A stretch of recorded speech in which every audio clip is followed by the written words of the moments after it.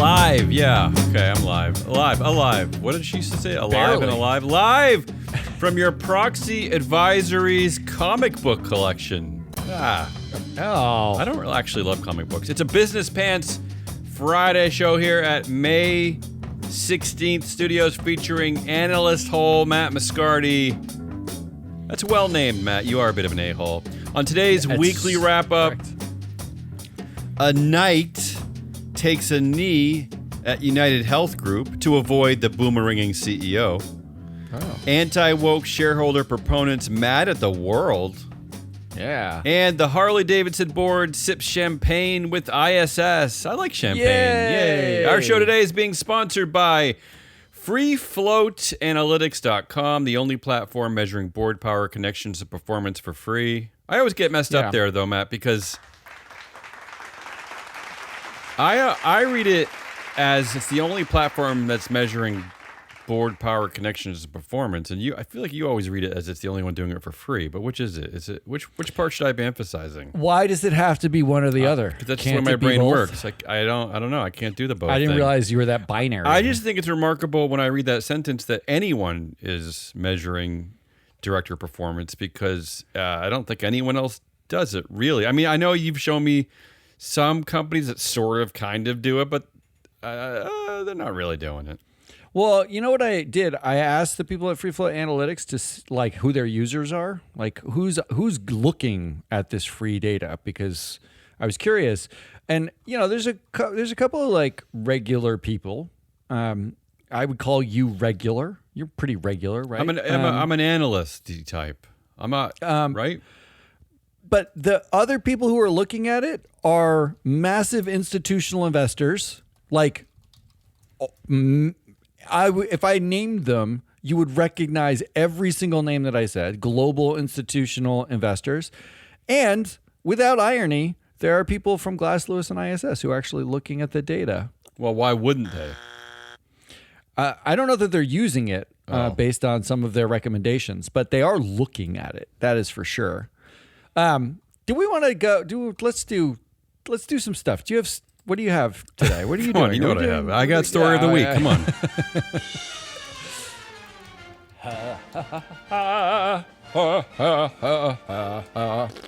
All right, actually, I got it.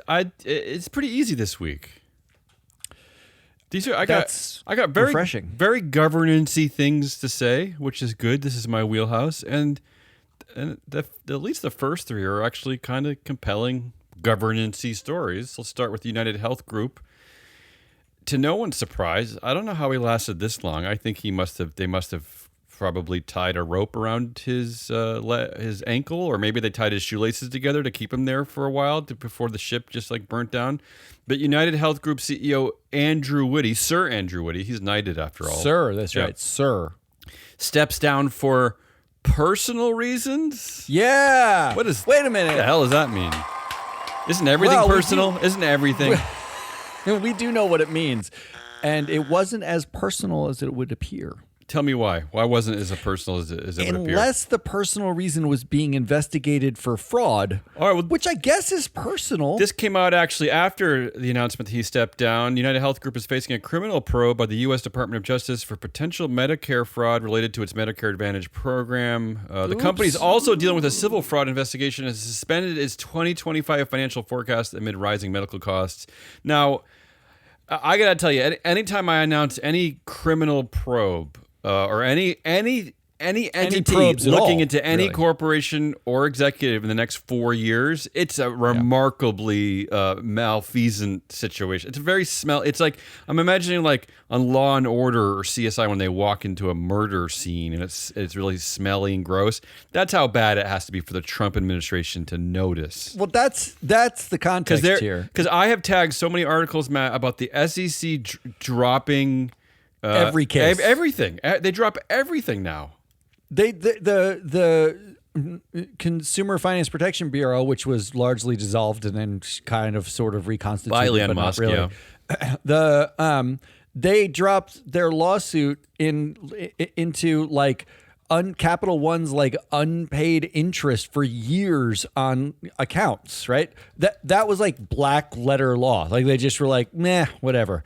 if they're investigating this, well, there's something. There's got to be something happening, right? Like that's not good. And here's the extra governance-y twist of this, which is nauseating mostly to people like me, is that first of all, we have a boomerang CEO in effect. Steve Hemsley comes back. He stepped down in 2017, but never really went away. We always warn people about when the former CEO is on the board, when he's the executive chair, just keep your eye on him because he may or may not come back and be CEO, which may or may not be good for leadership or communication in the boardroom. Who knows? But he's back, and what's worse for shareholders, really, and this is stuff to consider when you're voting next time, is that they're giving him a $60 million option award with no performance measures attached, meaning that if the stock just goes up, which I think it's already going up,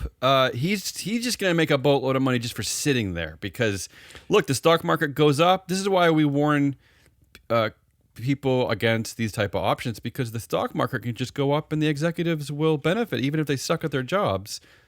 Yeah, you clearly want to say something. No, this is like a very 2006 kind governance of pay, story, right? Yeah. Like, isn't it like this is old school? Old school. Well, he is old school, right? He has been there. He was formerly CEO many years ago, right? He's the one who they claim is responsible for the rise in their stock price back in the good old days. Is he not also executive chair prior to just being renamed? Yes. So as executive chair, now you can tell me how wrong I am about my feelings about this. Does he not get effectively executive compensation? He was already the highest paid person on the board because he's the ex-CEO, he's an executive chair. I'm pretty sure his pay was already substantial enough where you would say, okay, does he need $60 million to do the job for maybe 6 months? Like, or is this a permanent position and there's no strings attached to this? Yeah. It's very confusing. What I'm not aware of is he's not on the table, named executive officer tables. He's not one of the 5 highest paid officers. So, but he was he was executive chair, making an executive salary. He was an employee of the company. We know that. But he got as if you look on the director compensation table, all the other directors get $370,000 a year, right? Their total comp comes like 400-ish, except for Hemsley, who makes double that because he gets double the stock awards because he's an ex-executive. It's not because he's chair. Like, you don't get double for being chair. You usually get a stipend, like a slight stipend for being chair. Not to mention the fact that these directors are monstrously overpaid. Like when you look at the numbers, the compensation table gives them roughly $350,000 to $400,000 a year to show up, like a dozen times a year. But that doesn't include, that's not their realized pay. The stock awards are usually 1 year vesting awards. They are going home with way more than that. As we know from Tesla, right, Robin Denholm has pulled in more than $500 million so far on her Tesla stock. She's almost a billionaire just for being chair of that board, right? These people make more than it says on that table. Yeah, it's worth noting here that he already he currently controls over $300 million worth of UnitedHealth stock, although I will say that was worth about $700 million a month ago. So again, they just found a very clever way to re-enrich him, because I think it's probably pretty clear that if UnitedHealth figures out this situation, which they will, their stock eventually going to go back up. So they're giving him options that are right now at a very depressed level, right? I mean, they haven't been this low for years, the stock price. So it is bound to go back up a bit after it kind of clears its throat, right? I mean, that's as these things are. So I don't know why you wouldn't at least attach performance hurdles, other than the fact that Helmsley clearly controls the board. He controls the compensation committee, and he basically probably told them what package he wanted. And just as an FYI, just in case investors have forgotten, he stepped down in 2007 as the CEO? Oh, that was 2017. Oh, was it 17? Believe. Well, while he was CEO, he was involved in backdating stock options so that he got paid Right. Well, more, there you go. right? He loves So, stock options. Yeah. There's nothing better than a stock option with no strings attached for this guy. Come on. All right, that's the first story. I don't know why shareholders are like doubly paying there. Okay, this is a big one. I don't know how much time you want to spend on this one. This is the headline. A Kohl's board member. She actually has a name. I know it's strange, but not all Since executives and directors are just nouns. They actually have names. A Kohl's board member resigned because she was continually disappointed by governance and a lack of transparency. I love that. Continually disappointed. Continually. So Yeah, her name that's is good. Christine Day. She was the compensation committee chair. She resigned on May 5th. And again, this is after. So we covered on last week's program that Ashley Buchanan was essentially fired for having an improper relationship with his girlfriend. That was last week. Then we hear about Christine Day, who stepped down. Now, in a nutshell, Matt, and I'll let you expand on this if you want. In a nutshell, it sounds like she was angry because she's not angry at ISS, who recommended a vote against the pay plan at Kohl's that she authored. What she's angry about is that her own board chair, Michael Bender, would not let her respond to ISS. So that sounds like where the anger started. Maybe, or who knows, maybe when ISS and Glass Lewis makes these announcements, maybe it embarrasses these directors. Maybe the compensation chairs take it very personally. You know what I mean? And but it doesn't turn into votes against them. So I'm not that's sure exactly. True, but yeah. maybe they think that people like Matt Muscardi and Damian Rollis are paying attention. And they're like, oh God, Christine Day can't write a pay policy. That's likely. That's the likely. But here's her reason. quote. So the fun part of the story is of course, Kohl said, okay, she resigned, but there's no disagreements. She's just leaving, right? But then Christine Day actually did something which we never see. She actually emailed the board back and basically asked these emails to be part of the new filings, the amended filings, saying, among other things, that it would not be accurate to say I have no disagreements. Unfortunately, I have been continually disappointed with the level of governance process. I've never seen anything like this. Okay, then she goes on to talk about board chair Michael Bender, who I think took over last year as chair. He's been on the board for a while, but he just took over chair last year. She said, quote, "There is no delegation to committees or chairs. Michael handles everything. Handles in quotes. Handles, yeah. Maybe speaks to one person or two. Then, again in quotes, tells everyone what the decision is. Some people know more than others, leading to board members feeling alienated, out of the loop, and worse, developing a culture where real discussions rarely occur." I mean, Christine Day is basically my hero of 2025. This is always the inside baseball I'm always looking for. You know this happens. I'm not saying that Everywhere. Okay, I'm sure there are boards that run really effectively, and this is why one of the reasons why I promote diversity, especially diversity in leadership, is one thing I've noticed in my experience at workplaces is just having different kinds of people in these meetings, especially people with emotional intelligence in charge, actually helps things run smoother because they include all voices. It's just one of these remarkable things about people who are emotionally intelligent is that they don't dominate meetings. They let everyone talk, even if they're a bit more quiet. Anyway, this is the news out of Kohl's. I mean, Kohl's has been a gift of governance craziness. And okay, let me just put the cherry on the top on this story, Matt. Again, this is like the gift that keeps giving to me personally. On top of all this, they had an annual shareholders meeting 2 days ago. So we actually get to hear what investors think of all this, right? Because this is an embarrassment. It's a mess. Kohl's has been a mess for many years now. This is their fourth CEO in 3 years. This is their third CEO in 6 months, who is the current interim CEO. And here's what shareholders had to say. The average director support was 92%. Yeah, it's unbelievable. And Michael Bender, his support was 95%. Although the one thing that they were angry about was pay, and it's not clear if they're actually angry, if they're actually doing their due diligence, because credit to ISS, they said no on pay, so a lot of the people listened.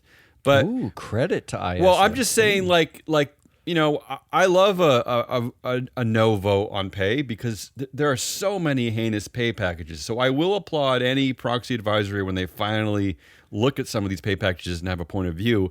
But what I don't understand, what I repeat all the time on these shows, is why does this not at least trickle down to, at a minimum, you gotta get the board chair and the compensation committee chair, right? Or maybe even the full compensation committee. But you gotta target somebody, right? So anyway, that's what's going on at Kohl's. I don't know if you want to add anything else. Oh, I do want to add that the lowest vote getter, Michael Bender is now the interim CEO of Kohl's, but the lowest vote getter after all of this was someone named Yael Cosset, who is the chair of the Nominating and ESG Committee. Oh. And didn't... Well, I would be mad at the Nominating Committee too, honestly. There seems to be a lot of things to be mad at. I'd be mad at everyone, yeah. There seems to be a lot of things to be mad at. But is that guy the one who should have the lowest vote in this situation? I think, look, honestly, I would have targeted, of course, the head of pay committee. I would have targeted the board chair. I would have targeted the nomination committee chair. Absolutely. This board has been screwing up because for years. This is not a new board either, right? Haven't they been kind of hanging around for a while? Just prior.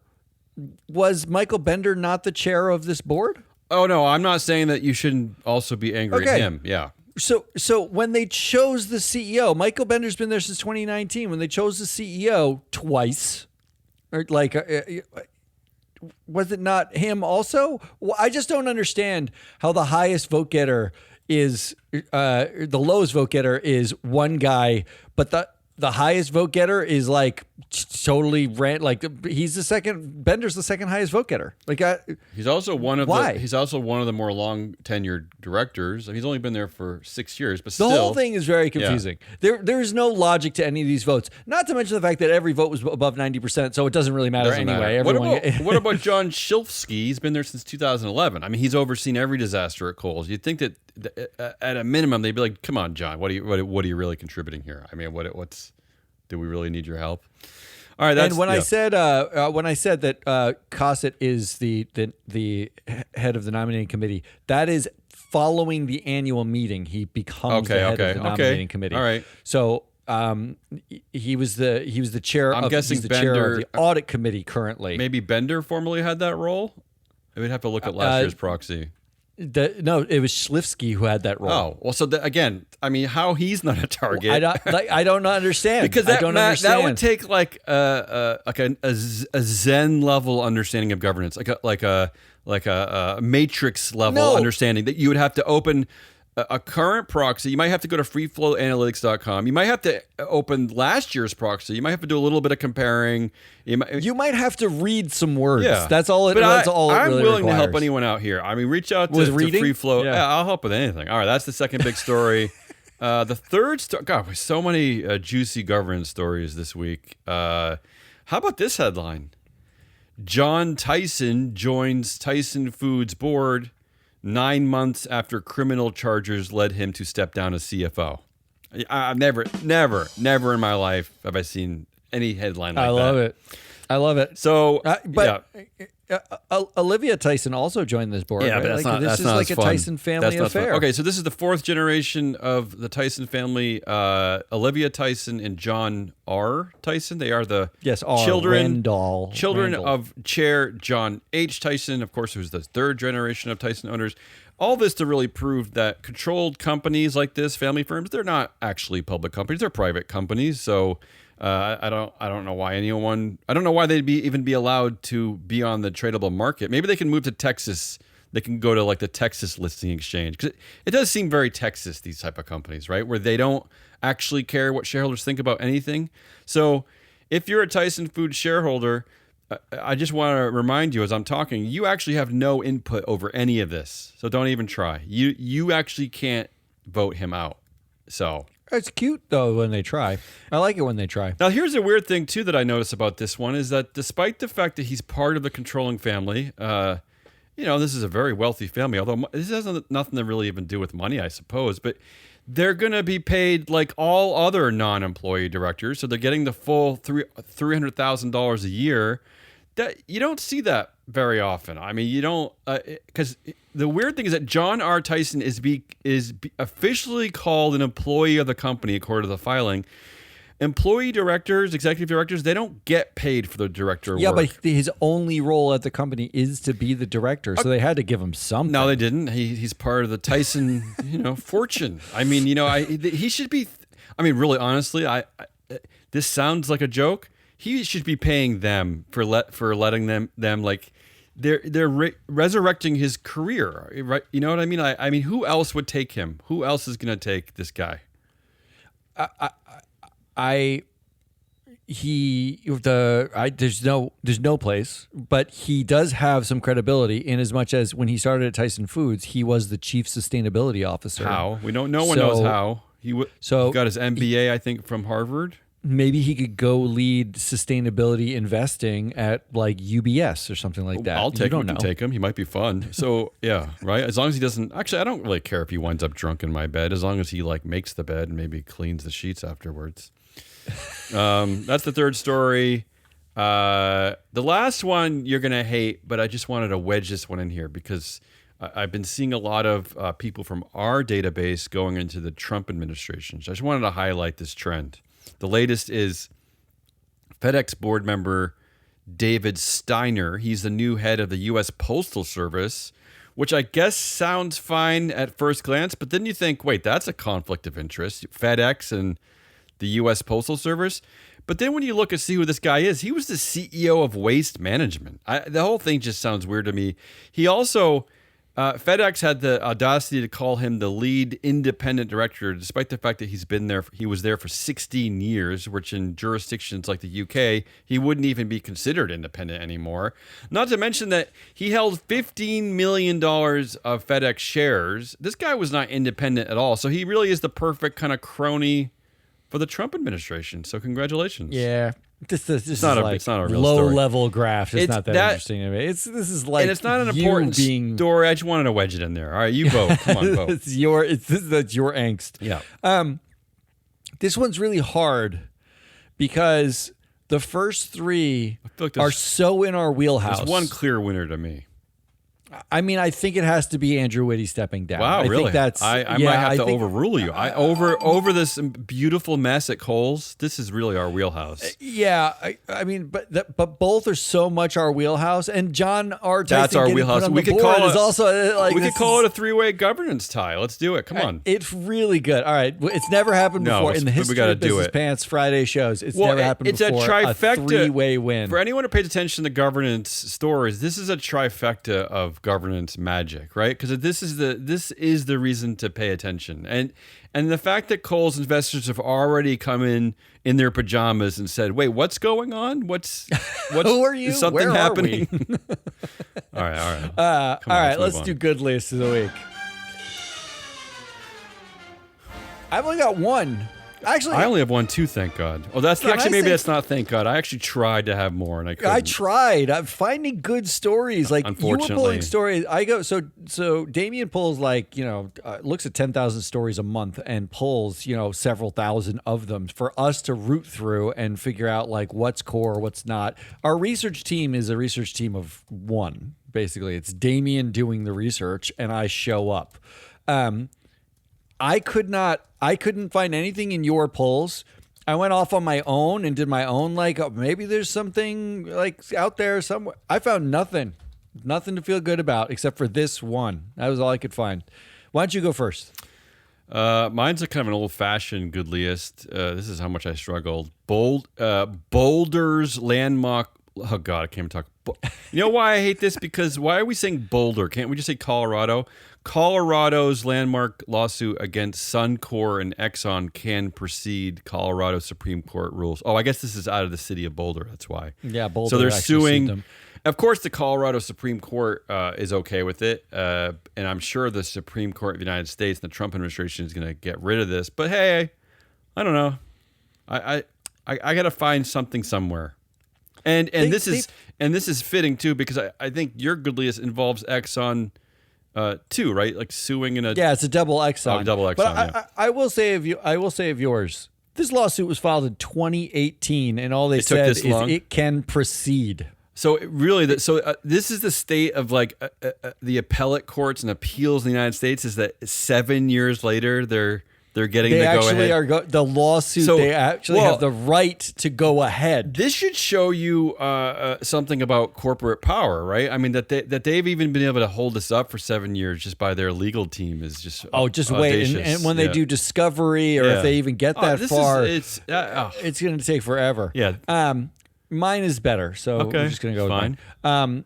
NLPC, the National Legal Policy Center, which is one of the three-headed anti-woke ESG anti-woke. They think they're anti-ESG, but actually they are ESG machines. They're doing ESG, but they're anti-woke. They're very right-wing, very quick Christian warrior. NLPC urges ExxonMobil shareholders to vote against election of CEO Darren Woods for board on ExxonMobil's 2025 proxy ballot. So I like that.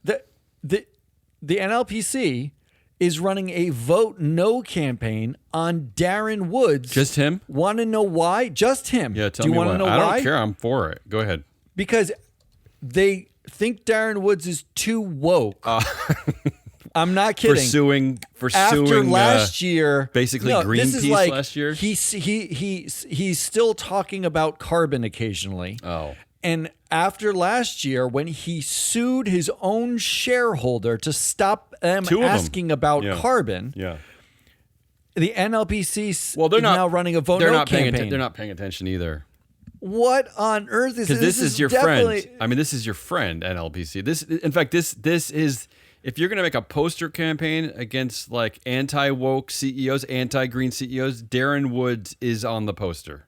Here's the greatest part about this. This appeals, the ESG crowd should be saying, yes, we should vote out Darren Woods. He voted against our own, he sued our own investor. He's cutting their, targets for carbon. You can vote against him for the exact opposite reason that the NLPC wants to vote against him. They're saying he's too woke, and you could say he's not woke enough when it comes to climate change. What is going on? It's all converging. Why does nobody pay? Are we just so smart that we're dumb, or are we so dumb that we're smart? Like, are we getting everything wrong? I think everything just came full circle. We're morons, and it just comes all the way around at some point. I just don't understand anything anymore.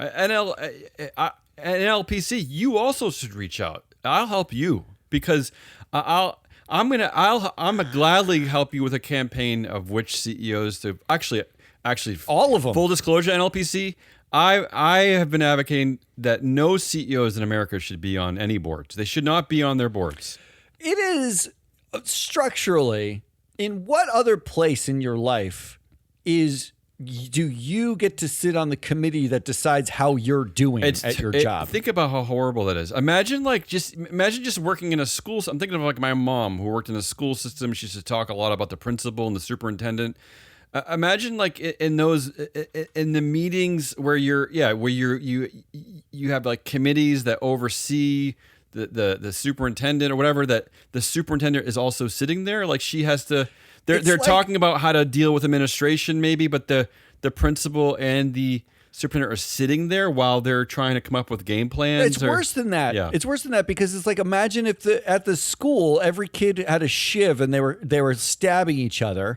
And the principal was the superintendent. So the superintendent calls like the management of the school together, chairs the meeting, but they're the principal. Well, both of our examples are terrible, but hopefully you get the point. The point is that the board is meant to act as a oversight board. It's an oversight group for the management. You're overseeing management people, which at a minimum is why no CEO should ever be the chair. That's the very bare minimum. But I would take it a step further and say CEO shouldn't be on the board at all. But NLPC, you're weird. I mean, you're weird. All I know is I love it. Yeah. I love it. It's great. It's good. I love I'm it for voting backwards that. reasons. That's definitely the winner this week. Yeah. All right, now let's do some assholes. That's quick good list. It's so sad that good list is that short. I can't wrap my head around that. Like they're attacking the CEO of Exxon who sued Arjuna Capital and followed this last year in a kind of a groundbreaking precedent, right? Suing your own shareholders, and they specifically targeted the green shareholders, the environmentalists, which we complained about for months. Well, the NLPC, I will say, did not mention Arjuna or follow this anywhere in their exempt solicitation. So maybe they don't know about it. Maybe they just haven't heard those podcasts. We should send them our podcast. See that. Yeah, they didn't see that. I think they closed their eyes for 2024. Okay, fair. So they're just ignorant. Fair. Okay, let's go. Asshole of the week. I got 3 options for you. Number 1, NASDAQ. Here's the headline I saw. NASDAQ supports Texas Senate Bill 29, strengthening corporate governance and business growth in the state. This is Ed Knight, who is the head of government and legal affairs at NASDAQ. His quote in the press release, quote, Senate Bill 29 is a milestone for corporate governance in Texas. By embracing smart, innovation-focused regulation like SB 29, Texas is showing the world what it means to lead on economic growth and modern, clear governance principles. Oh, wow. How much money is he getting for that? Then he goes on to commend Senator Brian Hughes, Representative Morgan Meyer, and Governor Greg Abbott. So he's actually naming actual government officials. Who is he? He's executive vice chair. We'll come back to that in one second. But the major features of this bill include a piece that's basically a Musk board independence rule. So if a company has a major transaction, say like a massive pay package or a merger acquisition or something like that, or a massive investment, and they set up a separate committee for that. And this is what they did when Musk wanted to move to Texas, and they also did it for Musk's pay package after the Delaware court struck it down. If they set up a separate committee, there is what they're calling they legally have to have an evidentiary process in front of a court where the court will say the people on this committee are independent. The evidentiary process happens in a Texas court in front of a Texas judge, and the judge will say, yeah, you're all independent. It's fine. Yeah. And then the reason why this matters is because they can exclude any lawsuits or challenges under the ordinary business rule after that evidentiary committee hearing. Right. So it's a management friendly, CEO friendly. Yeah.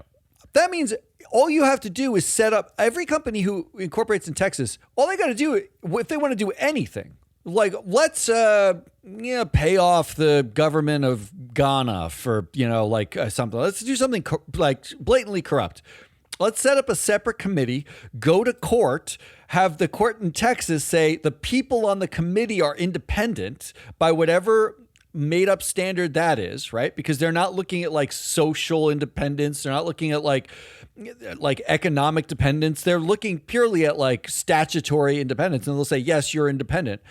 Then they can exclude lawsuits on the ordinary business rule. I mean, what is the? And it only works in gray zones. If it's a straight illegal, obviously it doesn't work. But all of these gray zones, the horrible secret snippy things that companies do, they can get away with it in Texas. Well, what is NASDAQ's business angle here? Do we know? Am I missing something?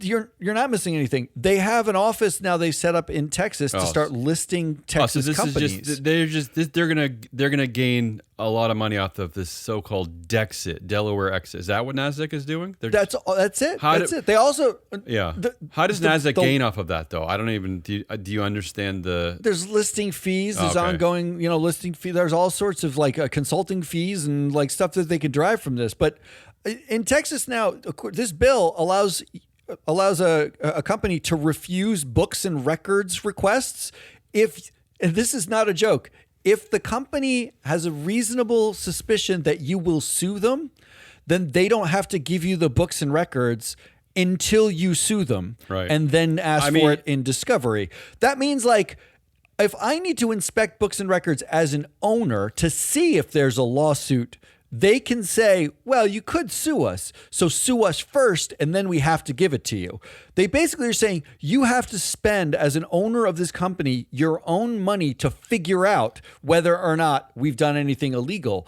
It is wildly company friendly. I thought you were going to say is Wild West, right? This is the Wild West of corporate governance. We're going backwards in time here. You can't even sue the company for a derivative lawsuit unless you have a group of shareholders that owns 3% or more of the shares.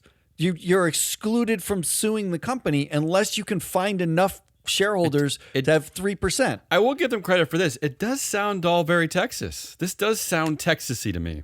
And is there anything more Texas than in Ed Knight's biography? Yep. Ed Knight, given the quote from NASDAQ, this is what it says, quote, a Texas native, Knight received his Bachelor of Arts with honors in Latin American Studies from the University of Texas at Austin. Sounds very woke. And his JD from the University of Texas Law School. He's a long-term Texas native, loves Texas, does not like business. I'll tell you why this does sound like a investor business. This does sound like a pure money grab to me because I don't know the current state of Ed Knight's politics. First of all, he's not on the board of NASDAQ. He is called an executive vice chair. I don't know what an executive vice chair really does. It says that he manages global government relations. But really what he was he used to be NASDAQ's general counsel until 2019. It sounds like a made-up job to keep him on the payroll. But he was part of Obama's transition team. This is not necessarily an old-school Republican, because I was thinking immediately like, oh, this is very Trumpian, very Muskian. And maybe this guy has gone that way now, but I don't know. I mean, this might just be an old-fashioned money grab, right? NASDAQ is making some coin through this Texas thing, right? And who knows? Look, Adina Freeman, the CEO of NASDAQ, has set up a rule that got challenged. I thought you were going to say she should know better. I thought you were going to say that. That you have more women on the board and you disclose diversity statistics, all sorts of stuff like that. All sorts of very forward progressive disclosures. Did she not see this press release? Like, why are we supporting? Well, they backtracked. Didn't they backtrack from that rule recently? Yeah. In the actual press release, it's amazing. And this is on NASDAQ.com. This isn't like I saw this on Futurism or New York Times. They actually write potential positives of putting out this press release and potential negatives. Included in the potential negatives of putting out the press release is the press release highlights NASDAQ's advocacy efforts and presence in Texas, which may imply the company is feeling pressure to strengthen its community and political ties in response to competitive and regulatory challenges. They literally are laying out, you could criticize us for this press release for this reason, right? Mm-hmm. But nowhere in there does it say, this sucks for shareholders. Like, we are supporting a bill that sucks for shareholders. It just sucks for risk control. What about good old-fashioned risk control? It is fascinating to me that you would put this out at all. Yeah. Why would you? Don't say anything. You don't have to thank Texas. You don't have to bend over and thank Texas. Did this just come out of Ed Knight's his personal notebook? Or that's the thing. Did it come on NASDAQ letterhead? It came out. It's on NASDAQ's Maybe he was website. riding his bike around Austin and he kind of dictated it into his iPhone. Right? I mean, maybe this didn't come. Maybe Adina didn't see this. I'm trying to give her some credit here. Because I know she knows better. I know she knows what this means. I'm not sure she saw this. Because we're just starting the new empire of CEO power. Right? It's just that's what this is. I mean, we're also just literally shift of power kissing to the CEOs. feet. We are washing and kissing the feet of whatever political parties in power now. We're just going from state to state. Well, how come there's not a Connecticut one that says we think Connecticut's doing a great job at enforcing their new regulation? You're gonna press release every single one of them, or are you just doing Texas because you need to suck off Texas for a little while? Well, I gotta say this. This is and your anger aside. This is actually more important than ever because we don't really live in an age anymore. I'm looking at you, NASDAQ, looking at you, Ed and Adina. We don't really live in an age anymore where the big things we sell are like boxes of tissues, right, and ketchup, right? So, I'm going to tease one of my headlines of the week. Speaking of Elon Musk, which is really what this is all about. Again, this is about Elon Musk. This is about the Delaware exit. This is about giving CEOs full power. He's talking about how everyone's going to want their personal robots in the future, but he warns of Terminator-style risks, meaning world destruction, right? The robots taking over and destroying the world. He also said that, talking about AI, this is 20% chance, 20%, Matt, 1 out of 5 chance that it destroys humanity. It destroys the Earth. Is that his number? So this is actually the wrong time. He also said we'd be on Mars in 2 years. Okay, but what I'm trying to tell you, Matt, is this is actually the wrong time to give CEOs more unfettered control. This is absolutely the wrong time for entities like Texas to do that. We need more risk control. It not only does it benefit shareholders, but it does benefit something called humanity, right? Because again, we're not really just selling tires anymore, right? We're selling a lot more potentially destructive things. So I don't know what NASDAQ is thinking. Really, it's ugly. NASDAQ? It's ugly. You assholes. What on earth do you do? All right, so they're option number 1. Exhausted. Can I just vote on that one? Option number 2. All right. No, because there's a better one as option number 2. Well, that's your opinion. Stewardship teams. Oh, here we go.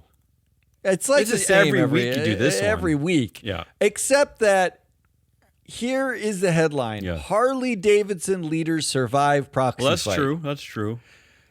That headline, first of all, the 8K I don't think has come out yet. I looked yesterday, wasn't out. They haven't disclosed it yet. But they did, so that you don't have a vote total. But they did say that 48% of the shares voted withheld support from Zeitz. This is Wall Street Journal reporting. He's the Jochen Zeitz. He's already stepped down as CEO, but he's hanging around, I guess, to pick the next CEO. Nobody really knows why. That means he just squeaked by at 52%, particularly since the bylaws there say 50% you have to offer your resignation. Not the board has to accept the resignation. Yes, they don't have to accept it. But you have to offer it, right? I offer my resignation to you daily, but you don't even open my emails. I don't even look at your emails.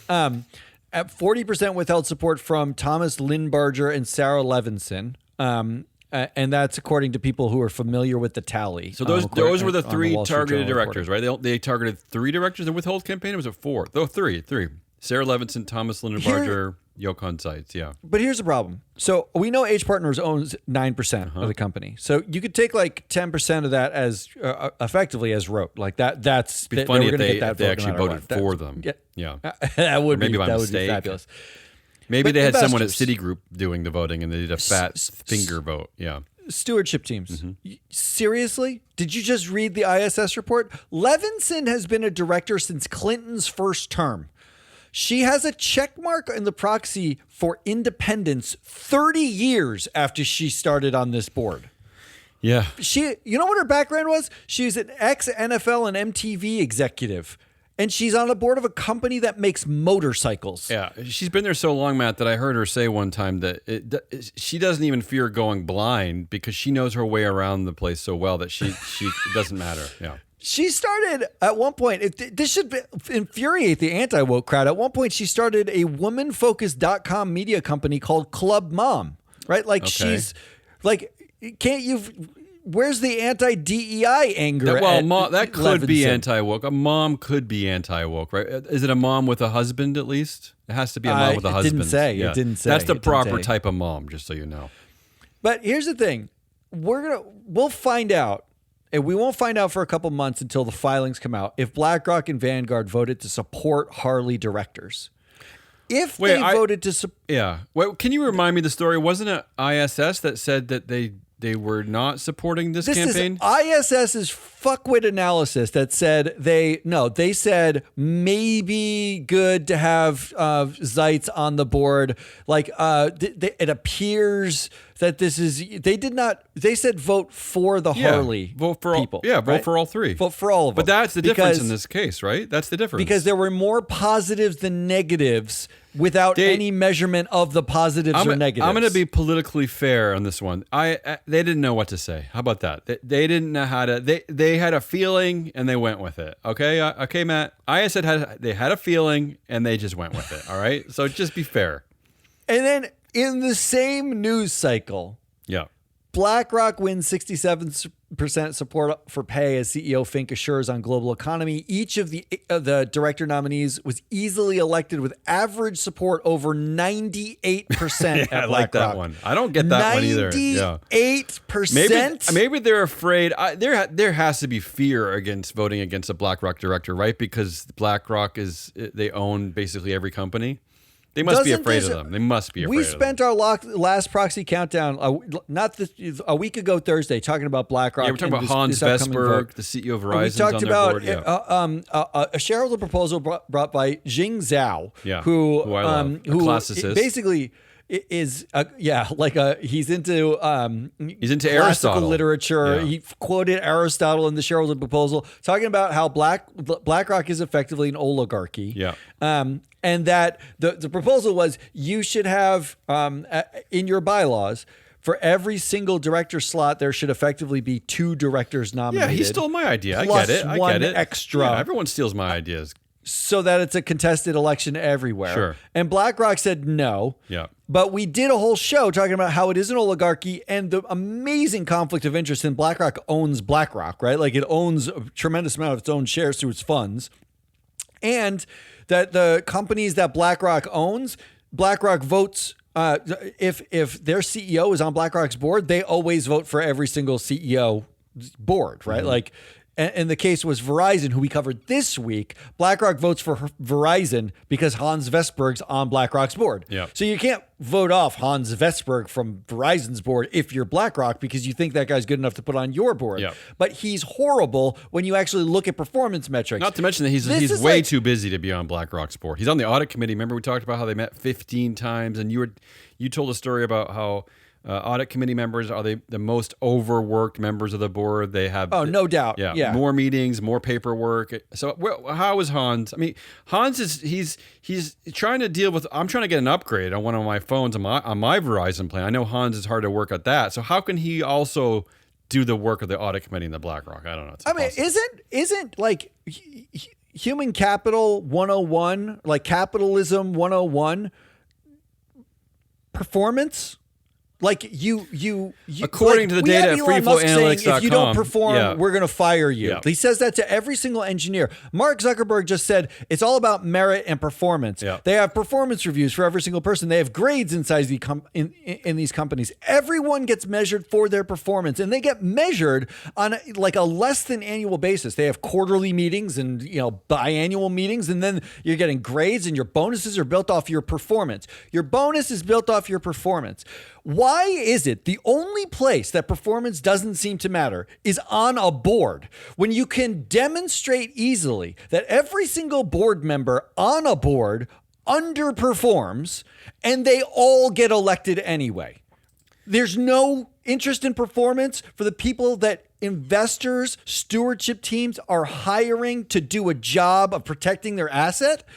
Harley Davidson's performance as a stock has been horrible. It's not good.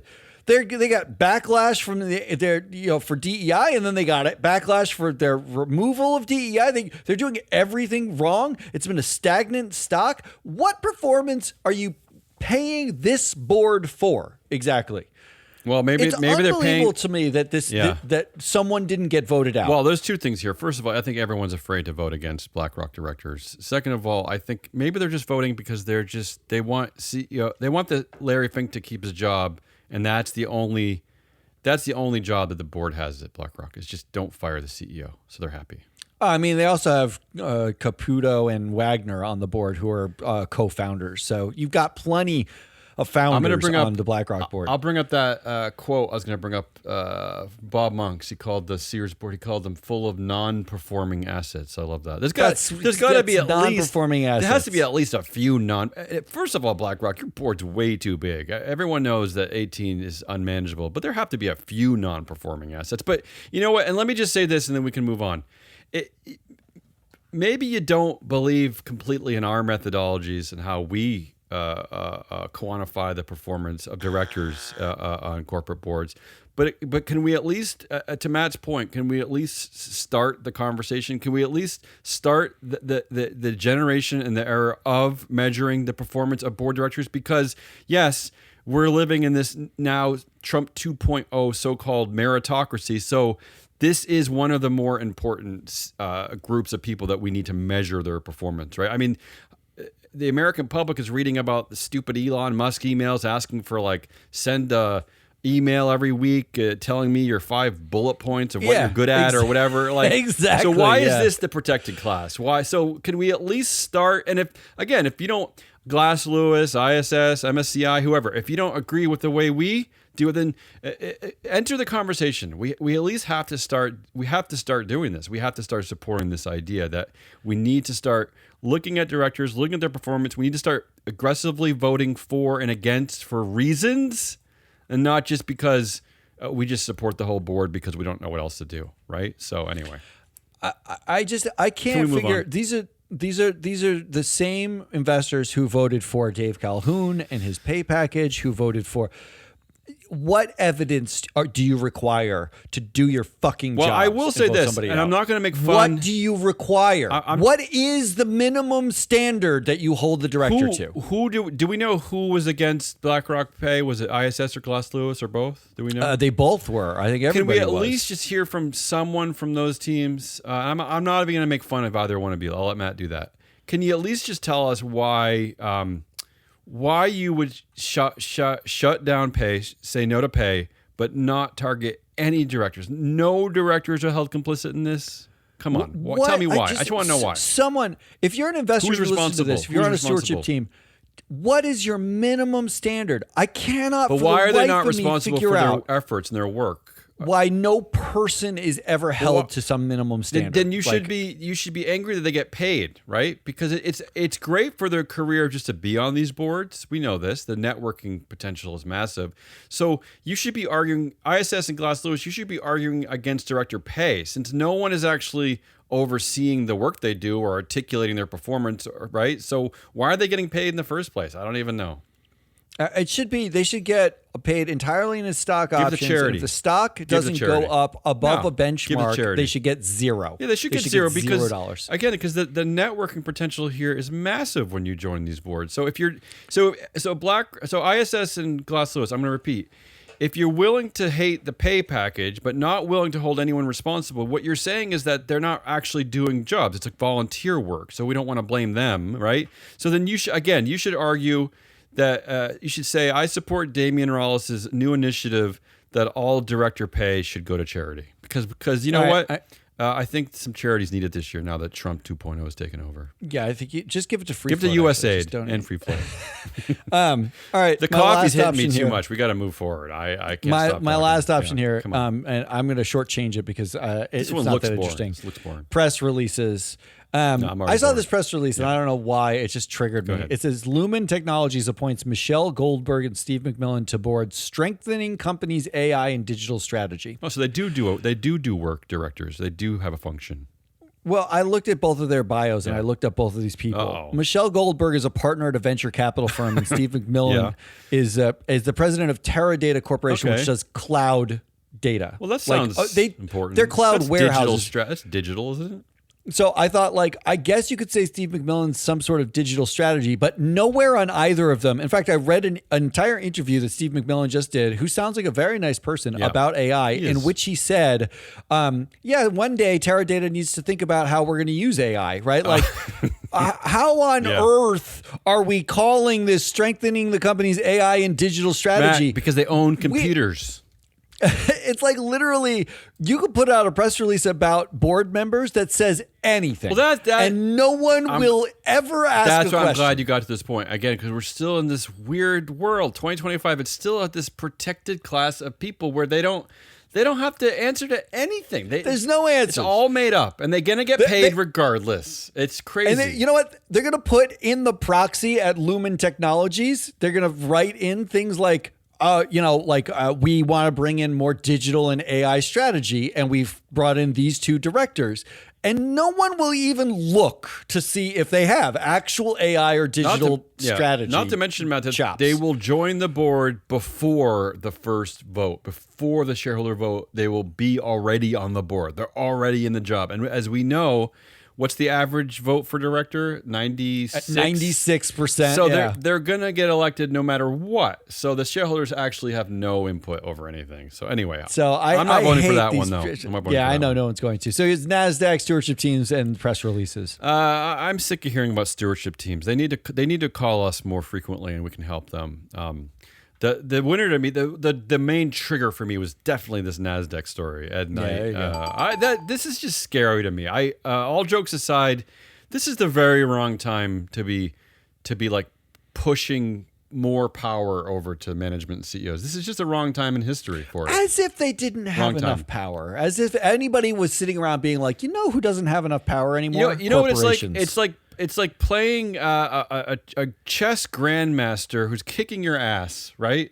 And then someone hands him another queen for his right, and he can put it wherever he or she can put it wherever he wants on the table. It's like, what are we doing? I mean, come on, this is stupid. I don't understand it at all. I don't understand it at all. All right, let's get out of here. Come headlines, winners, predictions. Let's get out of here.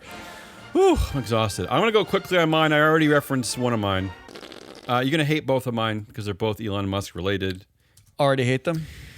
Elon Musk says everyone will want their personal robot, but warns of Terminator-style risks. I don't know how any of this is okay, Matt. How is any of this okay? How is this fine? How is this okay? How? No, don't like it. But thank you, Ed Knight at NASDAQ, for basically letting Elon Musk do anything he wants to do. The second headline, unfortunately, again, Elon Musk, but I just couldn't avoid this one. It just was... Elon Musk's AI, that's Grok, Matt, says it was, quote, instructed by my creators at XAI to accept the narrative of white genocide in South Africa. I mean, is that not the weirdest headline you've seen in a while? That's just weird. It's like if Geppetto was a Nazi, right? Like, that's really... And it just shows you the scary limitation of AI in general is that all it really takes is one person to get into the code one morning and just make it do something horrible. That's it. Turn the thing on. Yeah. Turn the white genocide knob from off to on. And most of these AI companies seem to be run either by college dropouts or assholes. So it's middle school man flakes. Yeah. So what do we? Okay. All right. I got two. Go ahead. The first one actually describes why there's so much antipathy from conservatives about climate change. Oh. Because it turns out the atmosphere is actually super woke. Here's the headline. Women contribute less to climate heating emissions than men, study finds. Okay. Well, you know what? You see? Yeah. See, I love this headline because it does give you a different understanding of the world, which is that it really is the men in power who are contributing to the climate crisis, right? So it does give you another understanding of why these types of men in power hate the atmosphere, climate scientists so much, right? I just think they're pissed at the actual atmosphere because it reminds them that women are better at stuff, right? Like I think that's... and my second one why you need women in leadership, people. This is why I do these stupid shows. Come on. Matt, I want to repeat to you. It's like, what is it? Like less than 10% of companies have a woman in power? I mean, it's still ridiculous. 2025. No one talks about it. No one talks. It's stupid. I do have an Elon Musk one also. Elon Musk's pro-Trump PAC failed to pay swing state petition signers, new suit alleges. Shocking. Yeah. You remember when he told you he was going to pay you for your vote and he didn't pay you? Yeah. you got duped by a guy who literally pays no one that he doesn't want to. Right. That's my headlines. And then the women win, I think. Yeah, whatever, the headlines. Yeah. Who's your winner for the week? Olivia Tyson. Ooh, I like that answer. For being the Nepo baby that no one is ever really going to notice because she's standing next to John R. Tyson. She's going to be the winner no matter what, right? I mean, she's just always going to be the better Nepo baby at Tyson Foods, always. I did see a picture of Olivia Tyson at a debutante ball. Yeah. And I'm pretty sure she's 14 years old. I don't know what she's doing. Well, on the maybe board your of Tyson. internet is backdated, like the options that Steve Helmsley had at United Healthcare. Yeah. The winner for me was the A in AI. Oh. Because Elon is actually proving you don't need the intelligence part. Yeah. You just need the artificial part. That's all we should stop calling it AI. Grok is not AI. It's just A. Yeah, where's RFK Jr. anyway to get rid of it? I thought he hates all those like artificial ingredients. He does. Yeah. He does. What about normal intelligence? What about non-college dropout intelligence? Can we get back to that? No, we can't. Predictions? This is my prediction is stupid. It's just a plug for a podcast I'm on this week that I want people to go listen to and download. After Disney CEO Bob Iger hears me on the Responsible Investor podcast with Gina Gambetta, he sends a cease and desist letter forcing me off all podcasts until 1,001 years after the death of the next pope. The next pope. Oh, it's a king clause, but for popes. Yeah, but I check like out the that. Responsible Investor podcast. I had fun. We talked about ESG proposals in the Trump 2.0 era. So thanks to Gina. Proxy season so far. Yeah. We'll see. Thanks to Gina. I haven't heard it. Come on. I might actually go down with it. You don't need to hear me anymore, but our listeners do. I have a short prediction. My prediction is that Exxon Mobil sues the NLPC for its exempt solicitation, and the result of the lawsuit is no one knows who to root for. Oh, interesting. Are we rooting Actually, for NLPC? I would root Are for we Exxon rooting in for that Exxon? case. I would root for Exxon. I really would. we're just, I don't know really who would. to, I don't know how to do it. Really would. That's Hazelnut Rawls. I'm your analyst, Told Matt Viscardi. We are Free Float. Come back next week where we got a show on Tuesday and we got a show on Friday out of the Free Float Media Business Pants. We've got Proxy Countdown on Thursday and our sister pod by Mike Levin and Ann Lipton. Shareholder Primacy comes out next Wednesday. Go get all of those. We are talking, if you want to do a podcast, we are looking for another host who's an interesting human being because we have people lined up. Do they have to be a human being? They can be A, but not AI. We've already got the I. We just need the A. So if you're interested in something like that, do let us know. Otherwise, we'll be back next week. Until then, goodbye.